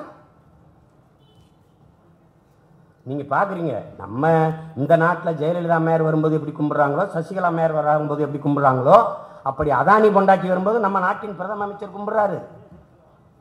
கும்பிடுறாரா இல்லையா? கும்பிட்டாரா இல்லையா? எதுக்கு நீ அந்த அம்மா கும்பிட? அந்த அம்மா குனியவே இல்லை. அது ஏதோ பிரதமர் மாதிரி போயிட்டு. ஒரு நுட்பத்தை என் அன்பு சொந்தங்கள், என் அருமை தம்பி தங்கைகள் புரிந்து கொள்ளணும். இது எதுக்காக இது கொண்டு வரப்படுதுன்ட்டு. என் தம்பி சொன்ன மாதிரி தான் பில்கேட்ஸ்க்கு இதில் என்னன்ட்டு, இந்த வங்கி இந்த பணமில்லாத பரிவர்த்தனைக்கு, இந்த மின்னணு பரிவர்த்தனைக்கு நீங்கள் வருகிற போது நீங்கள் இந்த பில்கேட்ஸ் மாதிரியான ஆள்களை சார்ந்து தான் நீங்கள் இதை இயங்க முடியும். அவன் இதுவரை இருக்கிறத விட்டுட்டு அவனுடைய ஒப்பந்தத்தின் பேரில் நீங்கள் எல்லாத்தையுமே மின்னணு பரிமாற்றத்துக்கு நீ அவன்கிட்ட தான் போகணும். இது நுட்பமாக விளங்கி கொள்ளணும். இதில் என்னன்னா, பல லட்சம் கோடி 11 லட்சம் கோடிக்கு மேலே வங்கியில் பணம் இல்லாமல் போயிட்டுது. அது காரணம் என்னன்னா, விஜய் மல்லையா மாதிரி, அம்பானி மாதிரி, அதானி மாதிரி பலாயிரக்கணக்கான பல முதலாளிகள் பல லட்சம் கோடிகளை கடனை பெற்று கடனை கட்டாமல் விட்டான். இந்த கடனை முதலாளிகளின் தேவைக்காக, ஏன்னா முதலாளிகளின் தரகர்கள் தான் இந்த பிரதமர்கள். பிரதமர் ஐயா நரேந்திர மோடியை பிரதமர் ஆக்குவதற்கு மட்டும் 40,000 கோடி அதானி செலவு பண்ணியிருக்காரு. இது உங்களால் நம்ப முடியல. செலவு பண்ணியிருக்காரு. இப்ப அந்த உர்ஜித் பட்டேல்னு ரிசர்வ் பேங்க் கவர்னர், மத்திய வங்கியினுடைய கவர்னராக இருக்கிறாரு. அவர் யாரு? அவர் அனில் அம்பானிகிட்ட வேலை செஞ்சவர். அனில் அம்பானுடைய சகலைங்கிறாங்க, அவர் உறவினர்ன்றாங்க. அவர் முதலாளியை பாதிக்க விடுவாரான்னு நீங்க யோசிக்கணும். 6 மாசத்துக்கு முன்னாடி முடிவெடுத்துட்டோம்னா ரகுராம் ராஜனுடைய கையெழுத்து இல்லை, உர்ஜித் பட்டேல் கையெழுத்து தான் 2000 நோட்டில் இருக்கு. அப்ப 6 மாசத்துக்கு முன்னாடி அவர் கையெழுத்துல இருந்திருக்கணும். நீ 2000 ரூபாயை அடிச்ச 1,400,000க்கு மேலான இந்த ஏடிஎம் தானியங்கி வங்கி நிறுவனங்கள் இருக்கு. அதுல இந்த 1000 ரூபாய் 500 ரூபாய் போகுது. இந்த 2000 நோட்டு போகுதான்னு பார்த்து அடிக்க வேணாமா? போகல. இப்ப இந்த ரூபாய் நோட்டை அதுக்குள்ள வைக்கல. இப்ப 2000 ரூபாய் கொண்டு போகணும்னா இந்த தாளை மாத்தணும், இல்லைன்னா இந்த மிஷினை மாத்தணும். இது ரெண்டும் தண்ட செலவு. இந்த அடிப்படை சிந்தனை கூட இல்லாம ஒரு திட்டத்தை எப்படி செயல்படுத்துவீங்க? அரசு வங்கி, கூட்டுறவு வங்கி, அது ஏழை எளிய மக்கள், விவசாய பெருங்குடி மக்கள் கடன் பெறுவதற்கு வசதியாக இருக்கிற கூட்டுறவு வங்கி, அதுக்கு பணம் வந்து சேரல. ஆனால் நீங்க உடனே என்ன அறிவிப்பீங்க? பிக் பஸார்ல மாத்திக்கங்க. அது யாருடைய வங்கி? அது அம்பானியோடது. அம்பானியோட வங்கிக்கு காசு வருது, அரசு வங்கிக்கு வரல. அதுக்கு என்ன காரணம் சொல்றீங்க? அங்க நிர்வகிக்க ஆளுன்னு. அப்ப நிர்வாக கட்டமைப்பை சரி செய்து கொண்டுதானே நீங்க இந்த திட்டத்தை செயல்படுத்திக்கணும். ஏன் செய்யல? பதில் இல்லை. நீங்க 86% விழுக்காட்டு அந்த பணத்தை செல்லாம ஆக்கிறீங்க. அதுல ஒரு 50 விழுக்காட்டு பணத்தையாவது அச்சிட்டு வங்கிகளில் நிறைச்சு வச்சுட்டுல நீங்க சொல்லணும் செல்லாதுன்னு. 50 விழுக்காடு கூட வேணாம், 36 விழுக்காட்டு பணத்தையாவது 500 ரூபாய் 1000 ரூபாய் அடிச்சு வச்சுட்டு மக்களுக்கு இந்த சிரமம் வரும், எதிர்காலத்தில் இவர் தவிப்பார்கள், அன்றாட தேவைக்கு கூட அல்லாடுவார்கள் ஒரு தொலைநோக்கு இல்லாம 86 விழுக்காட்டு பணத்தையும் நீங்க செல்லாதுன்னு சொல்லிட்டு பணமே இப்ப கேட்கிறா. அந்த சக்திகாந்த தாஸ் சொல்றாரு 500 நோட்டை அச்சிடுறதுக்கு தீவிரமா வேலை நடந்துகிட்டு இருக்கு. எப்போ? இப்பத்தான். இப்பதான் 500 தீவிரமா அடிக்க போறாங்க. எவ்வளவு ஒரு பொறுப்பற்ற செயல்னு பாருங்க. இதைத்தான் நமது மறையோன் வள்ளுவ பெருமகனார் நலம் நாடி நன்மையும் தீமையும் நாடி நலம் புரிந்த தன்மையால் ஆளப்படும் என்று சொல்றார். நன்மையும் தீமையும் ஆய்ந்து அதன்படி ஆட்சி செய்யணும். இது மக்களுக்கு நன்மை வரும், தீமை வரும். மக்களுக்கு தீமை தருகிற எந்த திட்டத்தையும் செயல்படுத்தக்கூடாது. அது ரொம்ப முக்கியம். இப்ப இதுல ஐயா சொல்றபடியே பார்ப்போம். நம்ம இப்ப மின்னணு பரிமாற்றத்துக்கு வரோம். இந்த வங்கிகள் எல்லாம் யாரோடது? HDFC, இந்த ICICI, ஆக்சிஸ் வங்கிலாம் யாரோடது?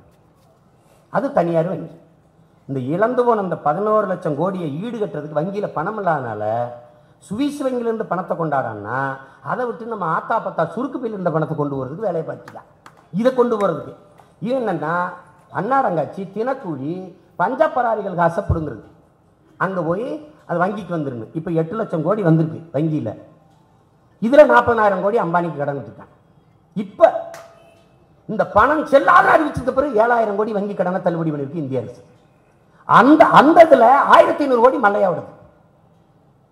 மல்லையா எங்கன்னா அவரை அனுப்பிவிட்டது யாரு? இங்க பாருங்க, ஊழல் வழக்கு, இவர் சொத்துக்களை பறிமுதல் செய்யும்.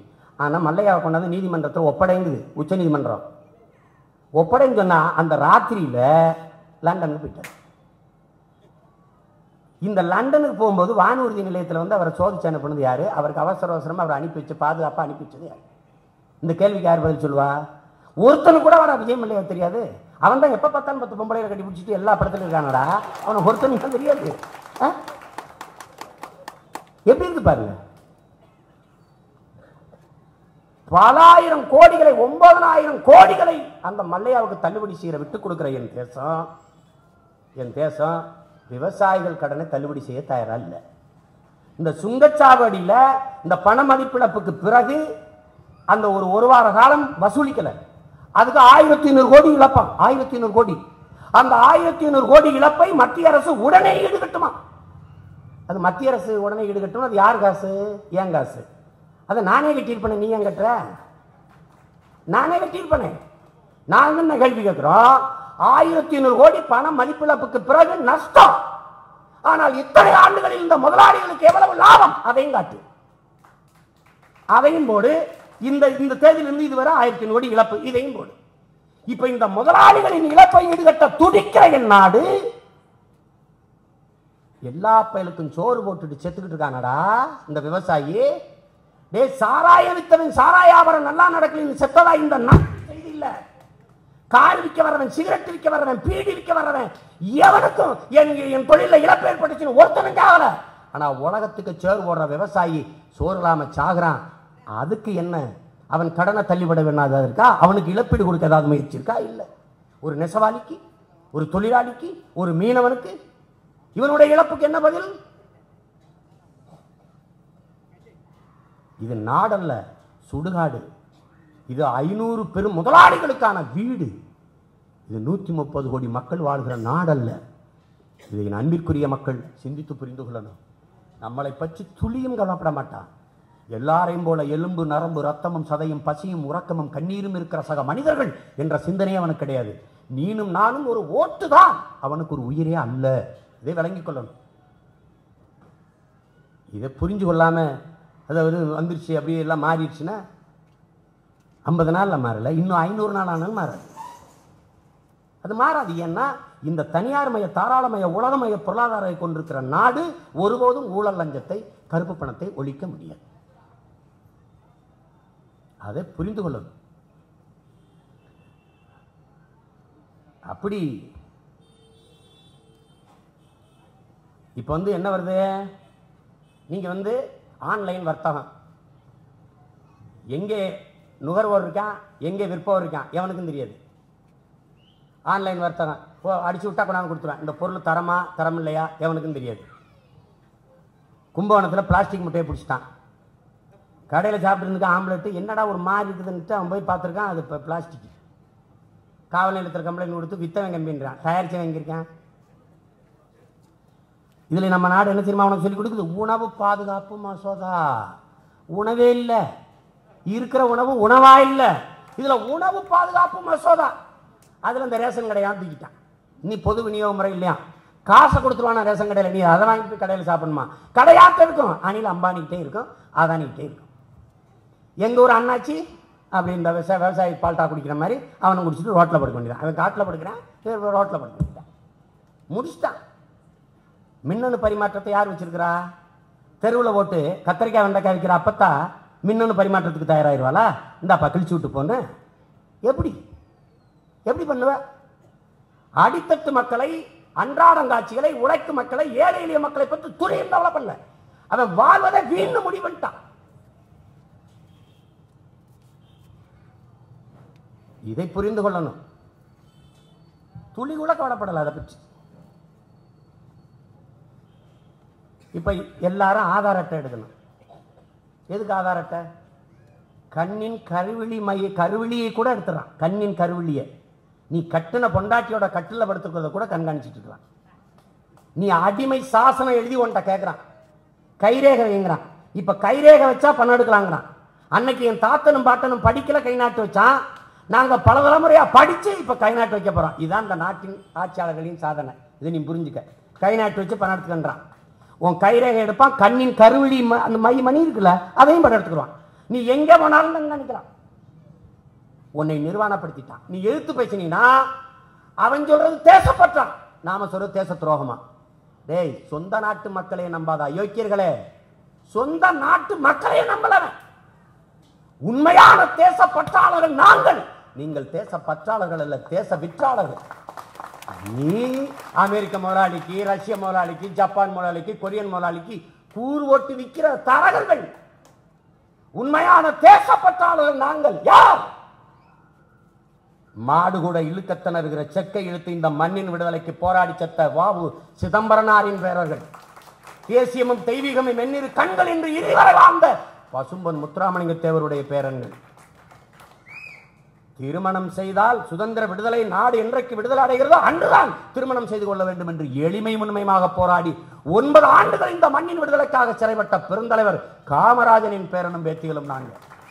நீ எனக்கு கத்துத்தராத, பாலுக்கலாத குழந்தை, வேலை கலையாத இளைஞன், கல்விக்கு இயங்காத மாணவன், இதுதான் என் கனவு இந்தியா என்ற இளைய புரட்சியாளரின் பகத்சிங்கின் வழித்தோன்றல் நாங்கள். நீ எனக்கு தேசப்பற்ற கத்துத்தராத. நீ சிறப்பு பொருளாதார மண்டலம் அது இதுன்னு 10,000 ஏக்கர் 5,000 ஏக்கர் பல முதலாளிகளுக்கு என் விளைநிலங்கள் எல்லாம் பறிச்சு கொடுக்கிற நீ, என் தேகத்தில் தேமல் விழுவது போல என் தேசத்தில் தேமல் விளைவிக்கிற நீங்கள் இந்த நாட்டின் தேசப்பற்றாளர்களா? தேசிய கீதத்தை சினிமா திரையரங்களை பாட வச்சு தேசப்பற்ற விட்டானா? அப்படியே டாஸ்மார்க்லயும் ஒரு தடவை போட சொல்லடா, போட சொல்ல.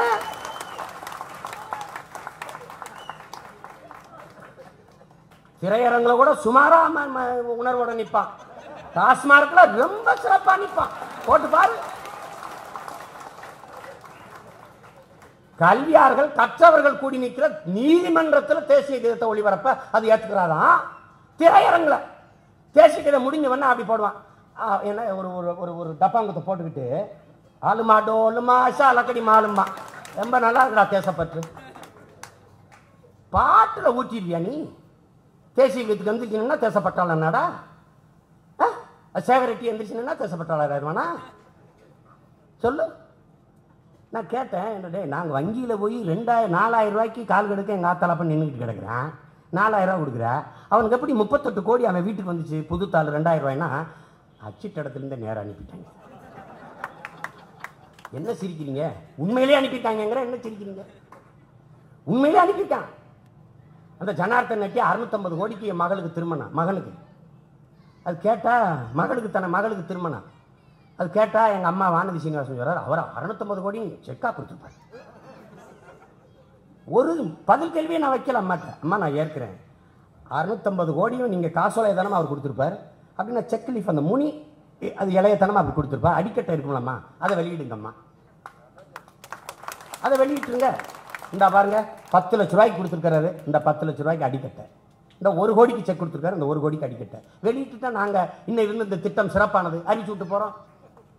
சரி, இதுக்கெல்லாம் காசோலையை கொடுத்துட்டாரு. மாப்பிள்ளை கழுத்துல நாளைக்குத்தான் வங்கிக்கு பணம் வரும், நாளைக்குத்தான் வங்கிக்கே பணம் வரும், ஆனா மாப்பிள்ளை காத்துல மாலையா 2000 ரூபாய் தாள் தொங்குச்சேன். அது எப்படி வந்துச்சு? அது எப்படி வந்துச்சு? எப்படி இருக்கு பாருங்க. ஒரு நாட்டில் கருப்பு பணத்தை தேவைக்கு அதிகமாக பதுங்கி இருக்கிற கள்ள பணத்தை பிடிக்கணும்ட்டா நத்த வயசான வீட்டில் எப்படி ரைடை போட்டீங்க? அன்புநாதன் வீட்டில் எப்படி ரைடை போட்டீங்க? அமலநாதன் வீட்டில் வழக்கறிஞர் வீட்டில் எப்படி போட்டீங்க? எப்படி போட்டீங்க? இப்போ சேகர் ரெட்டி வீட்டில் என்ன இந்த மோகன் ராவ் வீட்டில் எப்படி போட்டீங்க? உங்களுக்கு தெரியுதுல்ல எங்கெங்க கருப்பு பணம் இருக்கு, கள்ளப்பணம் இருக்கு, தேவைக்கு அதிகமாக பணம் தேங்கி இருக்குன்னு. நாடெங்கிலும் யார்கிட்ட இருக்குங்கிற அந்த பட்டியல் இல்லாத என்ன நிர்வாகம் வச்சிருக்க? அப்படி ஒரு நிர்வாகம் இவ்வளவு பெரிய உயர்ந்த நிர்வாக கட்டமைப்பு வச்சிருக்க ஒரு நாடு, எவன்கிட்ட இருக்க ஒரே நாள் ரைடு தூக்கு, யாராவது உன்னை கொண்டாடுவான் நீ புரட்சியாளர். அதை செய்யாம விட்டுட்டு பாரதிய ஜனதா அமைச்சர்கள், முன்னாள் அமைச்சர்கள், இன்னாள் அமைச்சர்கள் யார் வீட்லையும் பணம் இல்லையா? காங்கிரஸ் கட்சிக்கார தலைவர்கள் எவர் வீட்லையும் கருப்பணம் இல்லையா? ஐயா ராகுல் காந்தி பாருங்க, ஒரே ஒரு தடவை 4000 ரூபாய் எடுத்துட்டு போனார் வங்கி வரிசையில். இது வரைக்கும் அவர் வாழ்றாரு 4000 ரூபாய் பணத்தை வச்சு. எவ்வளவு சிக்கனமா வாழ்றாரு. நம்மளால முடியலையே. அவங்க வீட்டுல இல்லையா?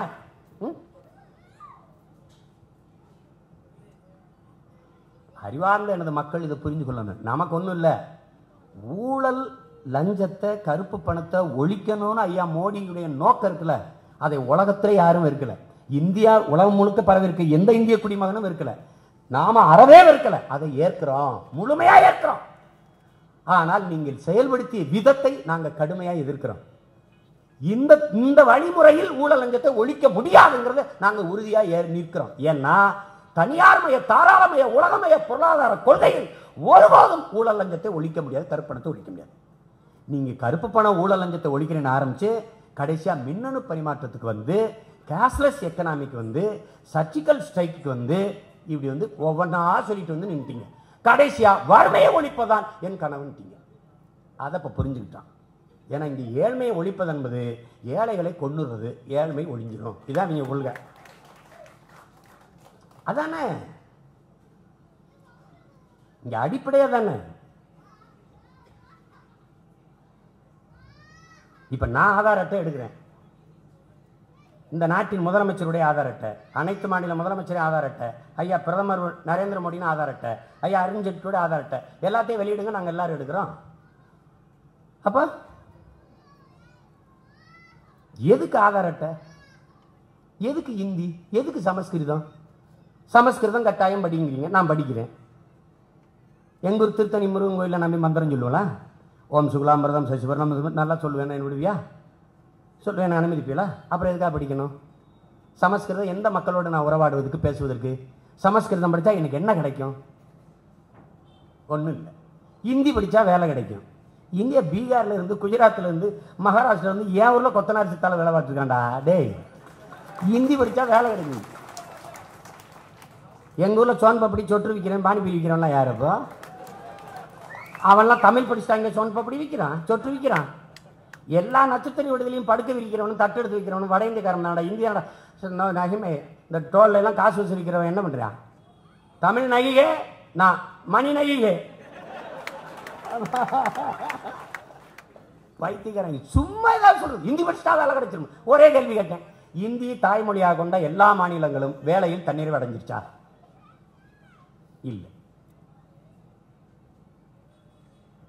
இந்தியாவிலேயே கற்பப்பையை அதிகமாக வாடகைக்கு விடுகிற தாய்மார்கள் வாழுகிற மாநிலம், இந்த அன்பிற்குரிய பெற்றோர்களின் அருமை தாய்மார்களே, ஐயா நரேந்திர மோடியின் சொந்த மாநிலம் குஜராத் தான்.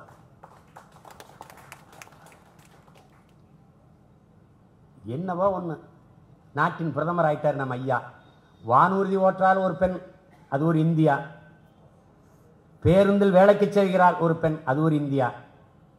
கட்டிய கணவனையும் பெத்த பிள்ளைகளையும் காப்பாற்ற உடலை வித்து வாழ்கிறாள் ஒரு பெண், இது ஒரு இந்தியா. இதுல எந்த இந்தியாவுக்கு நம்ம பிரதமர் அமைச்சர் தெரியல. இது எல்லாத்தையும் மாற்றணும். சும்மா தாளை மாற்றி நோட்டை மாற்றி சரி வராது.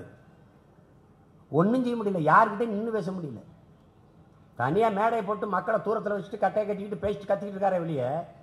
பாராளுமன்றத்தில் ஒன்றும் பேசலை, மக்களவையிலையும் ஒன்றும் பேசலை, மாநிலங்களிலையும் பேசலை. நம்ம இவ்வளவு கேள்வி வைக்கிறோமே, என்கிட்ட கேள்வி வைக்கிறாங்க. ஒரு சொல்றாரு ஒருத்தர், கல்யாண பத்திரிக்கை அடிச்சுக்கிட்டு நீங்க வங்கிக்கு வாங்க, கல்யாண பத்திரிக்கை காட்டுங்க, நான் உங்களுக்கு உங்க வங்கி சேமிப்புல இருந்து 2.5 லட்சம் தரேன் திருமணத்துக்கு. எவ்வளவு பெரிய சலுகை பார்த்துக்கிறீங்க, ஏன் காசை எடுக்கிறேன். அதுக்கு நான் கல்யாண பத்திரிக்கை அடிச்சுட்டு போய் காட்டணும் அவருக்கு, எனக்கு இன்னார் மகள் இன்னாருக்கு திருமணம் இந்த தேதியில அப்படின்னு காட்டணும். காட்டினா 2.5 லட்சம் எடுத்துக்கிற அனுமதி கொடுப்பாரு. ஆனா இந்த கல்யாண பத்திரிக்கை அடிக்க 50,000 எவன் கொடுப்பேன், கொப்பனா கொடுப்பேன், எவன் கொடுப்பேன், அது யாரு காசு கொடுப்பா. சரி, இந்த கல்யாண பத்திரிகையில இந்த கல்யாண மண்டபத்தில் நடக்குதுன்னு ஒரு மண்டபத்து பெறப்படணும்ல, அந்த மண்டபத்துக்கு முன்பணம் கொடுத்து யார் ஒப்பந்தம் பண்ணுவா, அதுக்கு யாரு காசு கொடுப்பா, உங்க அம்மா கொடுப்பாங்களா. இந்த அடிப்படை இல்லாத அடி முட்டாள்கிட்ட நாட்டை கொடுத்துட்டு நம்ம நிக்கிறோம். எப்படி 500 ரூபாய் 1000 ரூபாய் நோட்டை வாங்கிட்டு ஓட்ட போட்ட நீங்கள் அந்த நோட்டை செல்லா நோட்டை ஆக்கிட்டான், மாத்துறதுக்கு ரோட்ல நின்றுட்டு இருக்க. இதை புரிஞ்சுக்கணும். நீ எப்படி இந்த நோட்டை மாத்த தட்டுக்கட்டு தருதலையா நீ தெருவில் நின்று சாகுறியோ, இதே போல இன்னும் 10 ஆண்டுகளில் ஒரு ரூபா சோத்துக்கு தட்டேந்திக்கிட்டு தெரு தெருவா பிச்சைக்காரனா நிக்கிற நிலை வரல. நான் நல்ல ஆத்தாளுக்கு அப்பனுக்கும் பிறக்கிறேன். ஒரு நாட்டில் ஒரு வேளாண் குடிமகன் விவசாயி வாழ்கிறான், செழிப்பாக வாழ்கிறான், வசதியாக வாழ்கிறான், வளமையாக வாழ்கிறான் என்றால் அந்த நாடு வாழுது வளருது என்ற அர்த்தம். ஒரு நாட்டில் ஒரு விவசாயி சாகிறான் என்றால் அது நாடு இல்லை சுடுகாடு என்ற அர்த்தம். இதை நீ புரிஞ்சுக்கணும். டேய், பாம்போட்டு கொள்வதல்லடா தீவிரவாதம், சொந்த நாட்டு மக்களை பட்டினி போட்டுக் கொள்வது தான்டா உலகத்திலே கொடுமையான சர்வ பயங்கரவாதம். இதை நீ புரிஞ்சுக்கணும். இதுயா நாங்க குண்டு ஸ்டார் தீவிரவாதி. 40 கோடி மக்கள் பட்டினி எடுக்கிறான் அந்த நாட்டில். 40 கோடி மக்கள், 130 கோடி மக்கள், 40 கோடி மக்கள் பட்டினி எடுக்கிறான். எல்லாத்துக்கும் வருத்தம் தெரிவிக்கிற ஐயா மோடி 100 பேருக்கு மேல 10 நாள்ல செத்துருக்கானே. இது தேசத்தின் பெருந்துயரம். ஒரு விவசாயி சாகுறாங்கிறது அதுக்கு யாராவது வருத்தம் தெரிவிக்கிறானா, அதுக்கு ஏதாவது நிவாரணங்கிறானா, பரிகாரங்கிறானா, ஓடி வர்றானா, பாக்குறானா? உனக்கு விவசாயி சாகுறாங்கிறது ஒரு செய்தி, நாளைக்கு சோறு இல்லாம நீ சாக போறாங்கிறதுக்கு எச்சரிக்கை மணி, முன் அறிவிப்பு. அதை தெரிந்து கொண்டு நீ கார் இல்லைனா வாழ முடியும், கார் இல்லைனா வாழ முடியும், மின்சாரம் இல்லைனா மெழுகுவர்த்தி வச்சுக்கிட்டு ஒரு சிமிலி விளக்கு வச்சுட்டு வாழ முடியும், அலைபேசி இல்லாம வாழ முடியும், குளிரூட்டி இல்லாம வாழ முடியும், குளிர்சாதன பெட்டி இல்லாம வாழ முடியும். உன்னால இதெல்லாம் இல்லாமல் வாழ முடியும். ஆனால் நீரும் சோறும் இல்லாமல் வாழ முடியாது. அந்த அடிப்படை தேவையில் இருந்துதான் உலகில் அத்தனை உயிர்களும் உயிக்குது. இதை புரிஞ்சுக்கிட்டு நீ சிந்திக்கணும். இவன் பேசுறதெல்லாம் இனிப்பா பேசுவான். கார் கம்பெனி வருது, நோக்கியா கம்பெனி வருது, அதெல்லாம் யாரா? 25 வருஷத்துக்கு முன்னாடி உன் தாத்தனும் பாட்டனும் கார் வச்சா ஓட்டிக்கிட்டு இருந்தான், அதான் ஓட்டிக்கிட்டு இருந்தான். நமக்கு பங்களா கட்டி வச்சு பல லட்சம் கோடி வங்கியில போட்டு வச்சுட்டா போனா, ஒண்ணும் செய்யல. ஆனா ஏரி வச்சிருந்தான், ஆறு வச்சிருந்தான், குளம் வச்சிருந்தான், குட்டை வச்சிருந்தான், மலை வச்சிருந்தான், மரம் வச்சிருந்தான், எல்லாம் வச்சுட்டு போனான். வாழ்றதுக்கு பூமி இருந்துச்சு, சுவாசிக்க காற்று தர மரம் இருந்துச்சு, குடிக்க குளிக்க நீர் தர தண்ணி இருந்துச்சு, ஆறு இருந்துச்சு, ஏரி இருந்துச்சு. இன்னைக்கு எங்க இருக்கு? மலை வச்சிருக்கியா, மணல் வச்சிருக்கியா, காடு வச்சிருக்கியா, நீர் வச்சிருக்கியா? எல்லாம் விற்பனை பொருளாக மாறி நிற்குது. காரணம் என்ன? நாம் ஏற்றுக்கொண்டிருக்கிற சந்தை பொருளாதாரம். ஐயா மோடி சொல்றாங்க திடீரென்று பெட்ரோல் டீசல் விலையை ஏற்றி விட்டது அதிர்ச்சியா இருக்குது. யார் சொல்றா? நான் இல்ல, நீங்க இல்ல, நாட்டின் பிரதமர் ட்விட்டர்ல போடுறாரு, தன் சுற்றுவிரல் செய்தியில போடுறாரு, திடீரென்று பெட்ரோல் டீசல் விலையை ஏற்றி விட்டது எனக்கு அதிர்ச்சியாக இருக்குது. திடீர்னு ஒரு நாள் என் உயிருக்கு ஆபத்துன்னு. நான் ஐயோ, என்னையா நாட்டின் பிரதமருக்கு ஆபத்துனா இவர் ஆட்சியில் வாழ்ற நமக்கு என்னடா பாதுகாப்பு இருக்கும்?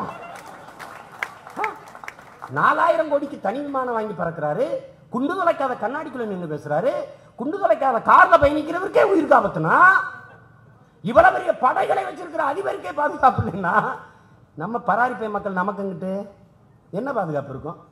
சரி, யாரால உங்க உயிருக்கு ஆபத்து? யாரால? யாரால ஆபத்து? முதலாளிகளாலயா?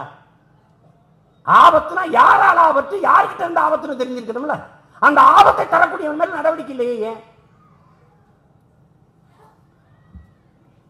எப்படி இருக்குன்னு பாருங்க, எப்படிப்பட்ட நாட்டில் நம்ம வாழ்ந்து கொண்டிருக்கிறோம்னு பாருங்க. இதை புரிந்து கொண்டு என் அன்பிற்குரிய மக்கள், அடுத்த தலைமுறை பிள்ளைகள் அரசியல் செய்ய வரணும். சும்மா ஏதோ படித்தோம், வேலைக்கு போனோம், நிறைய சம்பாதிக்கிறோம்னா பணத்தை வச்சுட்டு என்ன செஞ்சிருவேன்?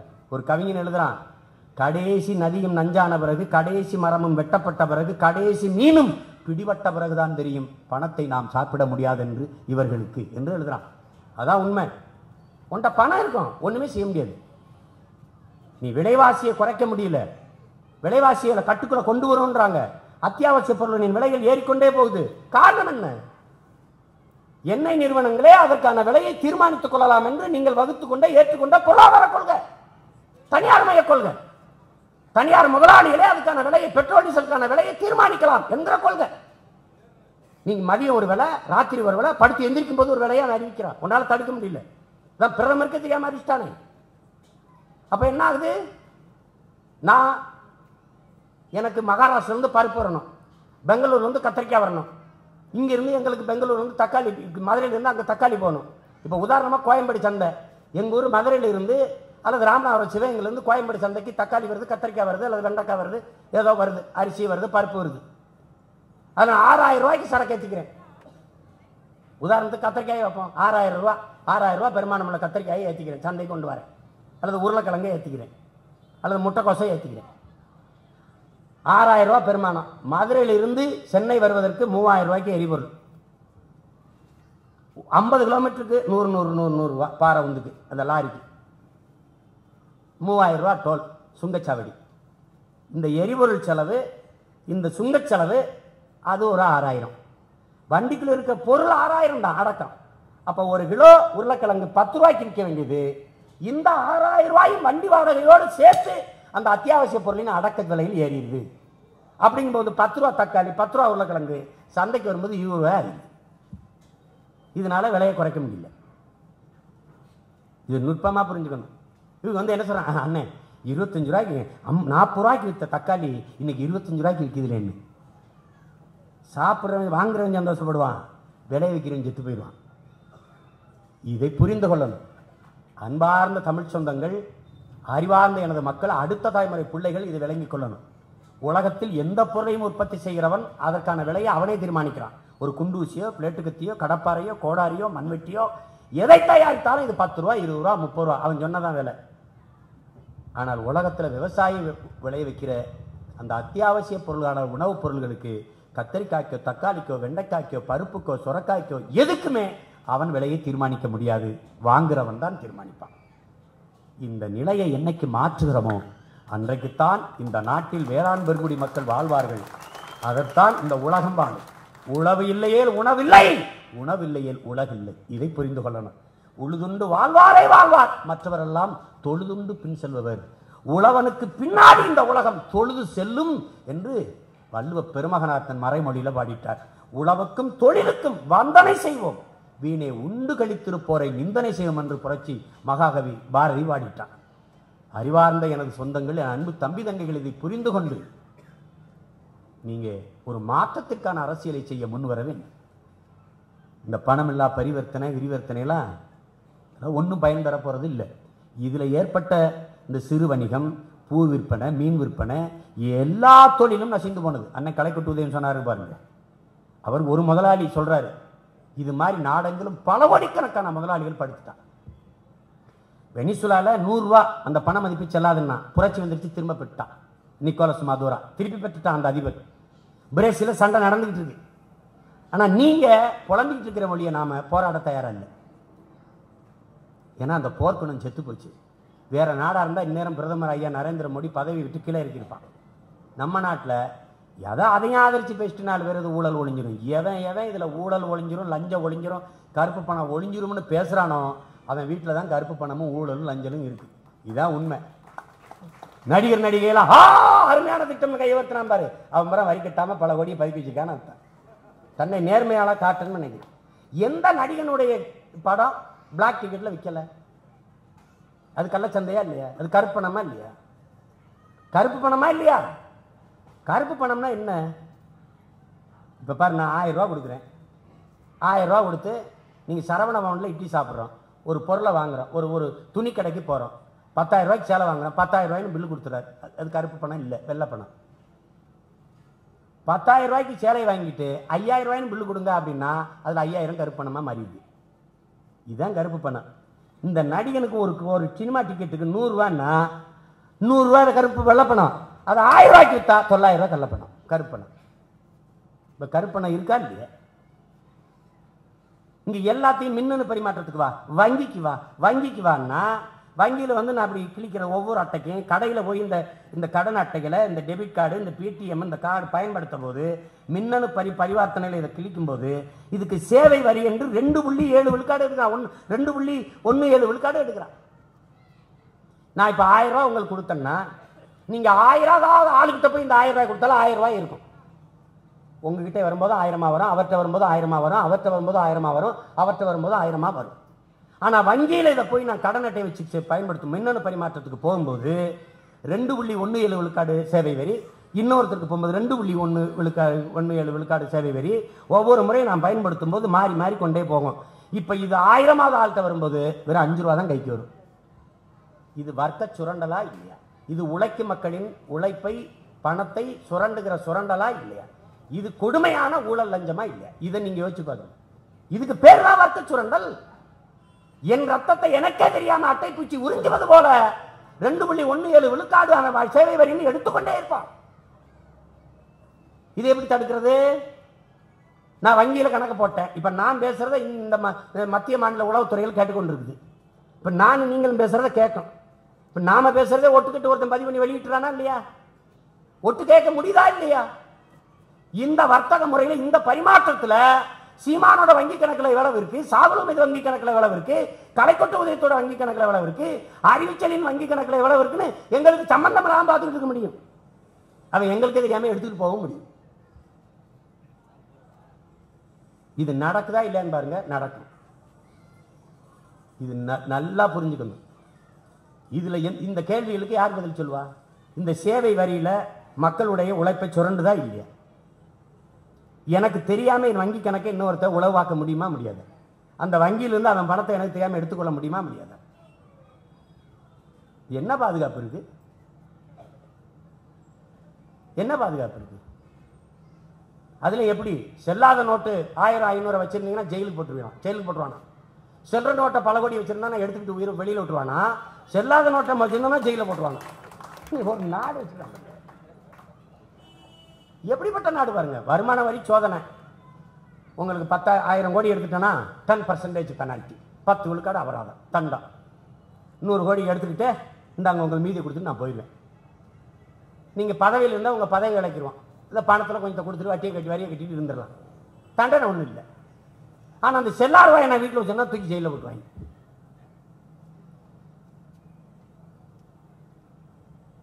என் அன்பிற்குரிய சொந்தங்களே, சிவசேனா கட்சியினுடைய தலைவர் ஒரு அறிக்கை விட்டிருக்கிறார். இந்த ஆட்சி முட்டாள்களின் சொர்க்கத்தில் இருக்குதுன்ட்டு. முட்டாள்களின் சொர்க்கத்தில் என்ன செய்யறனே தெரியல, என்ன செய்யறனே தெரியாத ஒரு தினமும் ஒரு குழப்பத்தை உண்டு பண்ணி மக்களை பரிதி வைக்க விட்டு பராரிகளாக்கி தெருவில் நிற்க விட்டுச்சு. இந்த நிலையிலிருந்து மாறணும், மீளணும்னா மொத்தமாக இந்த ஆட்சி முறையை தூக்கி போடணும், புரட்டி போடணும். ஒரு தற்சார்பு பொருளாதாரத்துக்கு வரணும். வேளாண்மையை, நீர்வளத்தை, நிலவளத்தை முன்னிறுத்தி வேளாண்மையை முன்னிறுத்தி இருக்கிற பசுமை தற்சார்பு பொருளாதாரத்துக்கு வரணும். காந்திய பொருளாதாரம். அன்னைக்கு பி இண்டியன் பை இண்டியன்ங்கிறவன் தேசப்பற்றாளன். இந்தியனா இருப்போம், இந்திய பொருளை வாங்குவோம்னு முழக்கமிட்டவன் தேசப்பற்றாளன். இன்றைக்கு இந்தியனாக இருப்போம், இந்திய பொருளை வாங்குவோம் என்று முழக்கமிட்டால் அவன் தேச துரோகி. இதை புரிந்து கொள்ளணும். இந்த பொருளாதார கொள்கை, காந்தி கண்ட சுயராஜ்யத்தை, நேரு கண்ட தற்சார்பு பொருளாதார கொள்கை, அம்மையார் இந்திரா காந்தி என்கிற பெருமகள் கண்ட தற்சார்பு பொருளாதார கொள்கை, பெருந்தலைவர் காமராஜர் கடைபிடித்து பின்பற்றிய தற்சார்பு பொருளாதார கொள்கை நாமும் கையாண்டு இந்த தேசத்தின் எதிர்காலத்திற்கும் பாதுகாப்பிற்குமான ஒரு தற்சார்பு பசுமை பொருளாதாரத்தை முன்னெடுத்து இந்த தேசத்தின் எதிர்காலத்தை மாற்றுவதற்கு, வருங்கால தலைமுறை பிள்ளைகளுக்கு நல்வாழ்வை, வளமையான வலிமையான வாழ்வை ஏற்படுத்தி கொடுப்பதற்கு, ஒரு மாபெரும் அரசியல் புரட்சியை முன்னெடுப்பதற்கு என்னிலும் இளைய தலைமுறை புரட்சியாளர்கள் எழுச்சியும் புரட்சியுமாக தன்னலமற்று பணம், பதவி, புகழ், போதை எதற்கும் அடிமையாகாமல் உண்மையும் நேர்மையுமாக இந்த மண்ணுக்கும் மக்களுக்கும் உழைக்க வேண்டும் என்று உறுதியேற்று வர வேண்டும் என்று அன்போடு வேண்டுகிறேன். பணம் மதிப்பிழப்பினால் ஊழல், லஞ்சம், கருப்பு பணம் ஒளிந்துவிடும் என்பது கட்டுக்கதைதானே ஒழிய அது ஒன்றையும் சாதிக்க முடியாது என்பதை, அப்பாவி அடித்தட்டு மக்களை சாகடிப்பதை தவிர எதையும் இது சாதிக்காது என்பதை சொல்லி உங்கள் அனைவருக்கும் என புரட்சிகரமான வாழ்த்துக்களையும் வணக்கத்தையும் சொல்கிறேன். நாம் தமிழர், நாமே தமிழர்.